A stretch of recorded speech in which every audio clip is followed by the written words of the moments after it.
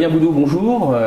Tu es le responsable de Veolia, donc tu vas nous expliquer, mais tu es surtout un des membres de Pavic, puisque dans le nouveau bureau, tu es trésorier, donc tu gères les hautes finances de Pavic.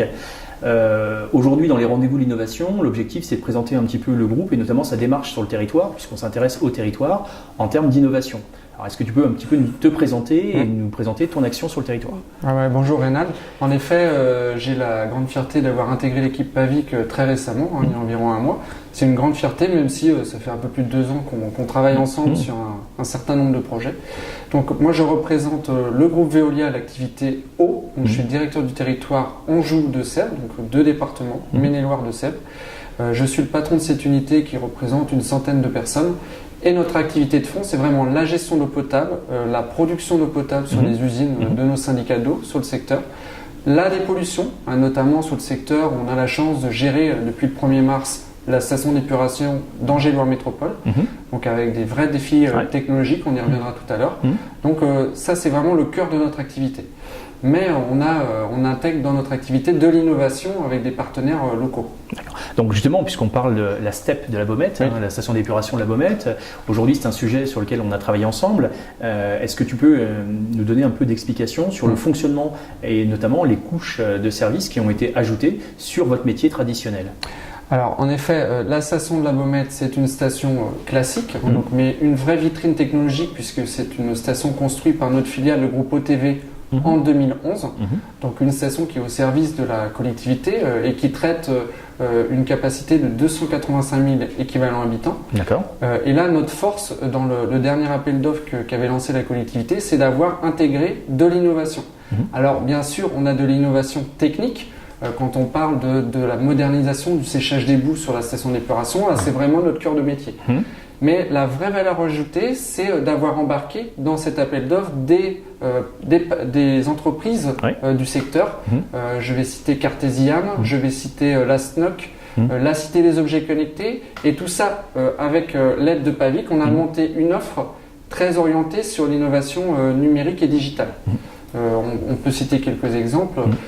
Avec Cartesiam, on a mis l'accent sur l'intelligence artificielle. On va instrumenter des gros équipements très énergivores pour vraiment mesurer leur comportement vibratoire et pouvoir au final jouer sur la maintenance prédictive.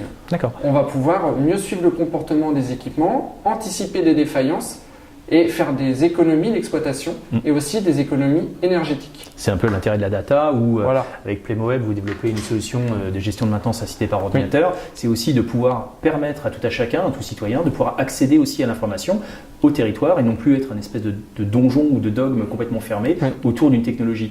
Donc c'est un petit peu le côté intéressant. Donc c'est justement votre empreinte sur le territoire qui est un peu nouveau en tant que grand groupe. C'est de dire qu'aujourd'hui le service que vous développez et que vous assurez, il doit être ouvert et accessible. En effet, le groupe n'est rien si on n'embarque pas des sous-traitants locaux et aussi des PME, PMI qui émergent et qui sortent sur l'innovation. Et nous, c'est un vrai défi en termes d'ancrage territorial de vraiment intégrer ces entreprises. C'est pour ça que Cartesiam, la SNOC vont pouvoir mettre en avant leurs atouts technologiques. Et d'ailleurs, mes collègues d'autres territoires en France ont repris ces idées. Ils sont en train de discuter avec Cartesiam sur de l'instrumentation sur d'autres usines. Donc c'est vraiment une rampe de lancement pour ces entreprises. D'accord. Donc c'est un peu ce qui est un phénomène nouveau, c'est aujourd'hui c'est votre ancrage territoire, parce que tu parles d'ancrage territoire. Donc on fait ensemble dans le cadre de Pavic une action sur le territoire de Saumur avec un workshop où là vous allez consulter les élus, consulter les acteurs pour essayer de comprendre l'ADN de chaque ville, chaque problématique étant différente. Donc ce changement comportemental dans un grand groupe passe par les régions, c'est ce qui est un peu nouveau, et donc passe par toi avec ton ancrage territorial. Au niveau de l'innovation, c'est aussi des belles rencontres et c'est ce qu'on essaie de construire. Oui, tout à fait. En fait, l'innovation, c'est une manière de réfléchir différemment à notre mode économique, avoir des nouvelles relations avec des entreprises et des partenaires institutionnels comme Pavic, des relations qu'on n'avait pas forcément avant. Avant, on était sur un schéma traditionnel et vraiment, maintenant, on libère nos énergies et l'innovation. Le vrai changement, c'est que l'innovation va concerner toutes les couches de notre entreprise. Ça reste pas seulement cantonné aux membres de la direction Veolia. On essaie d'embarquer aussi nos techniciens.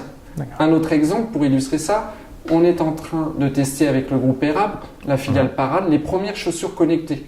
Ils sont en train de monter des prototypes, d'ailleurs, des prototypes dont ils ont développé les cartes électroniques à la Cité des objets connectés. Et bien ces tests, on les réalise avec nos agents qui sont vraiment au moteur. Ça leur permet de tester des chaussures connectées et qui vont détecter éventuellement des malaises chez nos agents. Donc ça permet de rouvrir le dossier du travailleur isolé, sur lequel, en termes de sécurité, on n'avait pas forcément répondu avec de la technique. Et donc là, l'innovation, ça permet de faire progresser la sécurité. Merci beaucoup, je crois qu'on a fait un peu le tour. À bientôt pour découvrir un peu toutes ces innovations.